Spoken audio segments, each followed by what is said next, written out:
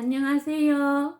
3살 박이 남편, 그래도 사랑해의 작가 배은주입니다. 여러분들 더운데 잘 지내고 계신가요? 이렇게 날씨가 더우면 여러분들도 입맛도 좀 떨어지고 기운도 좀 나지 않고 그렇잖아요.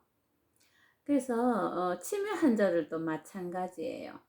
그래서 이렇게 날씨가 갑자기 이렇게 더워지고 하면 힘도 더 없어질 뿐만 아니라 식욕도 떨어지고 해서 식사를 거부하시는 분들도 계시고요. 또 금방 밥을 먹었는데도 밥을 안 먹었다고 계속 밥을 달라고 이렇게 저러는 환자들도 계시거든요. 어쨌든 이 의식주 중에서 특히 그 식사하는 부분이 치매 환자들에게는 굉장히 중요한 것 같아요.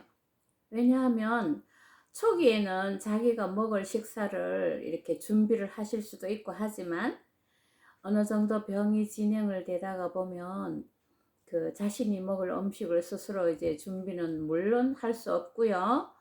준비해주는 그 식사도 잘 하지 못하는 경우가 많아져요.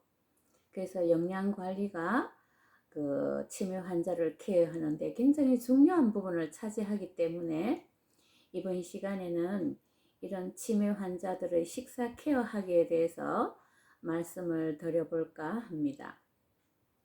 이제 치매가 어느 정도 이렇게 진행이 되면요, 포만감을 그 담당하는 뇌의 그 부위가 손상이 되어서 식사 장애를 일으키게 돼요. 그래서 조금 전에 얘기했듯이 계속 밥을 달라고 요구하는 분들도 계시고요. 왜냐하면 이들은 기억력 장애로 식사한 것을 잊어버렸기 때문에 그래요. 그래서 이렇게 자꾸 식사를 했는데도 자꾸 그 밥 달라고 하면 어쨌든 그 산책을 뭐 가든지 놀이를 같이 하든지 이렇게 해서 먹는 거에 대해서 다른 데로 이렇게 관심을 돌리는 것이 차라리 해결 방법이 될 수도 있고요. 아니면 자꾸만 식사를 달라고 하는데 번번이 안 된다고 할 수가 없잖아요. 그래서 이럴 때는 소량으로 여러 차례 그냥 식사를 드리는 수밖에 없어요. 아니면 조금 이따가 간식 드릴게요 이렇게 얘기를 하든지, 아니면 지금 준비 중이니까 조금만 기다려 주세요 이렇게 해서 부드럽게 이렇게 그 다른 데로 화제를 돌리는 게 더 중요한 것 같아요. 그런데 그냥 조금 전에 먹었잖아 그러면서 막 화를 내고 또 그냥 그 막 야단치는 이런 방법은 절대 좋지 않거든요. 그래서 이제 어르신들이 신경을 다른 데 써도록 이렇게 하고요. 그 다음에 또 어떤 분들은 먹는 것 자체를 잊고 아예 식사를 거부하시는 분이 있어요. 이게 더 힘들어요. 그래서 계속 화를 내면서 식사를 안 한다 그러고 또 그냥 뭐 거부하기도 하고 이런데, 아마 이렇게 식사를 거부할 때는 원인이 있을 거예요. 그래서 이럴 때는 어디 몸이 아프지는 않은지, 또 혹시 입 안에 있는 그 의치가 잘 이렇게 그 자리를 잡고 있는지 체크도 한번 해보시고요.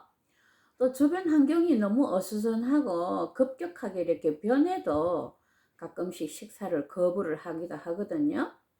그리고 이제 때에 따라서는 그 주변에서 식사해주는 사람에게 막 그 음식에 밥에 독극물을 넣었다고 독 태웠다 그러면서 이런 망상 때문에 무조건 하고 나는 네가 주는 밥은 안 먹는다 그러면서 식사를 거부하는 그런 경우도 많고요.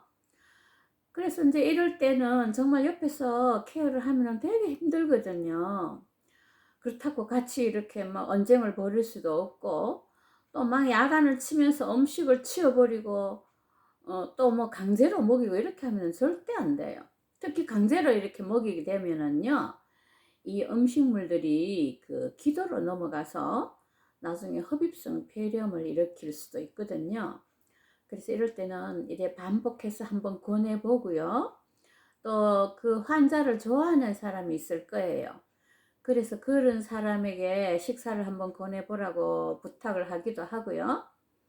그 다음에 좋아하는 이야기를 하면서 또 다시 식사를 권해보기도 하고 이렇게 해야지 돼요.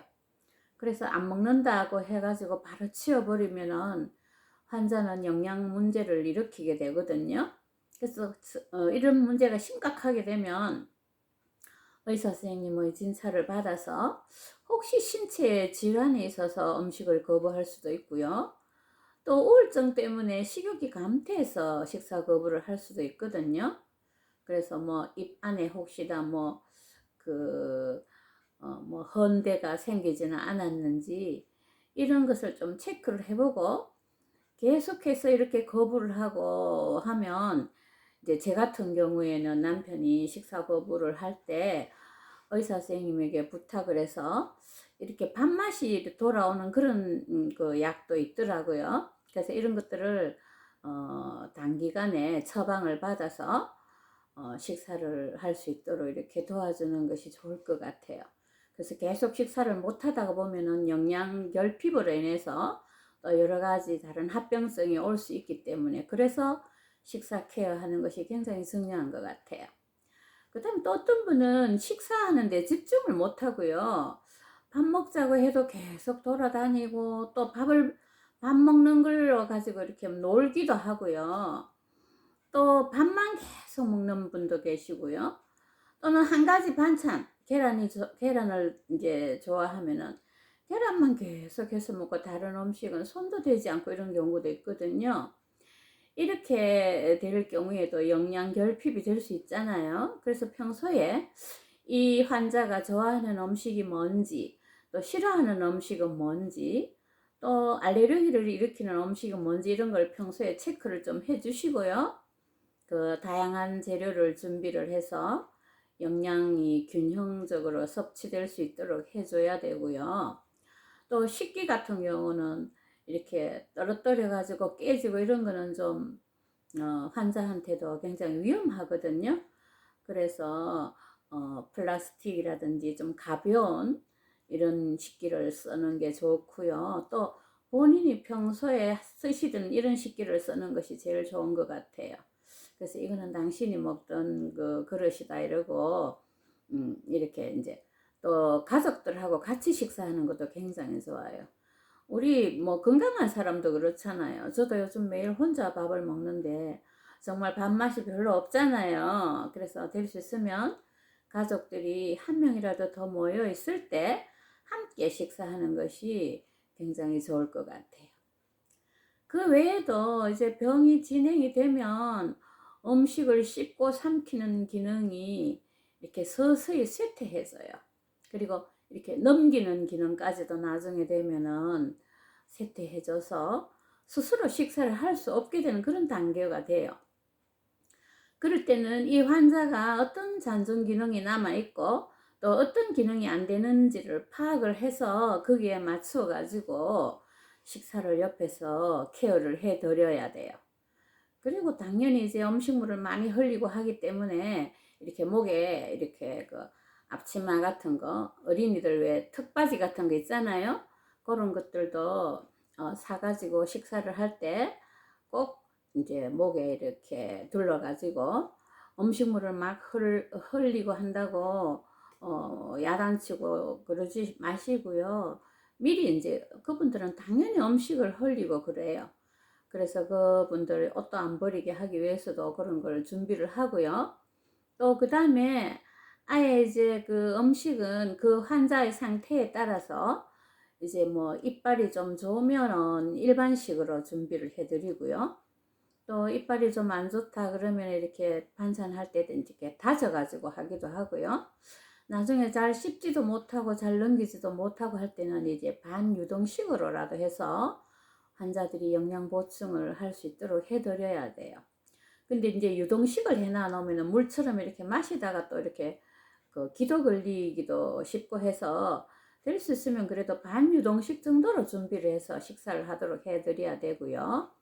특히나 사례가 자주 걸리면은 이제 연화작용도 별로 안 좋고 해서 기도로 음식이 넘어가거든요. 그래서 이렇게 기도로 음식이 넘어가서 나중에 흡인성 폐렴이 돼요. 제 남편 같은 경우에도 마지막에 계속 잠만 자는 거예요. 요양원에 있을 때. 그래서 인제 계속 잠만 자면 불안하잖아요. 사람이 인제 깨 있게 있어야 되는데. 그래서 비몽사몽간에 계속 인제 몇 시간 며칠을 지내다가 보니까 이제 응급실로 모시고 가니까 그동안 먹었던 음식물들이 기도로 넘어가서 폐의 3분의 1 정도를 음식물이 가득 차 가지고 있어서 바로 흡인성 폐렴으로 인제 진단을 받았거든요. 그래서 어쨌든 이 환자들이 병 시작할 때는, 치매가 시작됐을 때는 그 음식 먹는 것 케어하는 게 별로 어렵지 않는데, 이제 병이 어느 정도 진전이 되다가 보면 식사를 옆에서 케어하는 것이 굉장히 힘들어져요. 근데 어쨌든 최선을 다해서 영양 부족으로 다른 합병증이 생기지 않도록 간병을 하는 것이 좋을 것 같아요. 오늘은 치매 환자들의 영양관리와 식사하기에 대해서 말씀을 드렸습니다. 제 이야기가 여러분들에게 도움이 조금이라도 되셨다면 구독 꼭 눌러주시고요. 알람이라든지 댓글도 좀 달아주세요. 제게 큰 도움이 되겠습니다. 감사합니다.